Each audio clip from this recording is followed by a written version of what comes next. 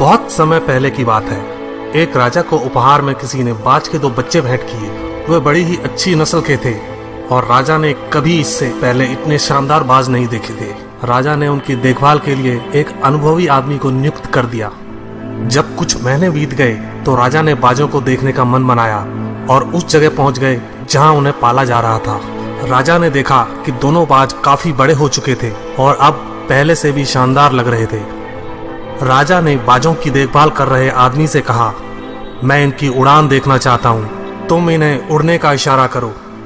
आदमी ने ऐसा ही किया। इशारा मिलते ही दोनों बाज उड़ान भरने लगे, पर जहाँ एक बाज आसमान की ऊंचाइयों को छू रहा था, वहीं दूसरा कुछ ऊपर जाकर उसी डाल पर आकर बैठ गया जिससे वो उड़ा था। ये देख राजा को कुछ अजीब लगा। क्या बात है, जहाँ एक बाज इतनी अच्छी उड़ान भर रहा है, वहीं ये दूसरा बाज उड़ना ही नहीं चाह रहा।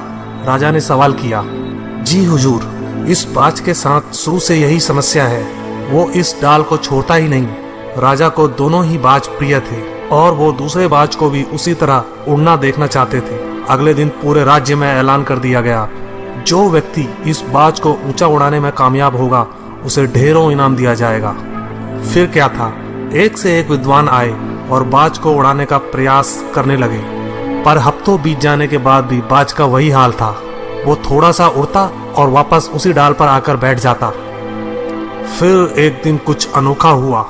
राजा ने देखा कि दोनों बाज आसमान में उड़ रहे हैं। उन्हें अपनी आंखों पर यकीन नहीं हुआ और उन्होंने तुरंत उस व्यक्ति का पता लगाने को कहा जिसने ये कारनामा कर दिखाया था। वह व्यक्ति एक किसान था।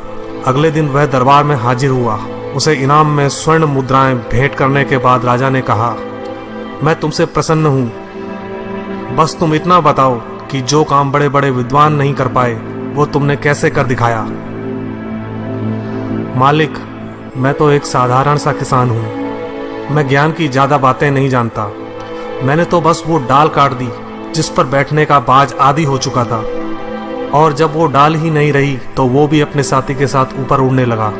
दोस्तों, हम सभी ऊंचा उड़ने के लिए ही बने हैं, लेकिन कई बार हम जो कर रहे होते हैं उसके इतने आदी हो जाते हैं कि अपनी उड़ान भरने की, कुछ बड़ा करने की काबिलियत को भूल जाते हैं। यदि आप भी सालों से किसी ऐसे काम में लगे हैं जो आपके सही पोटेंशियल के मुताबिक नहीं है, तो एक बार जरूर सोचिए कि कहीं आपको भी उस डाल को काटने की जरूरत तो नहीं जिस पर आप बैठे हैं।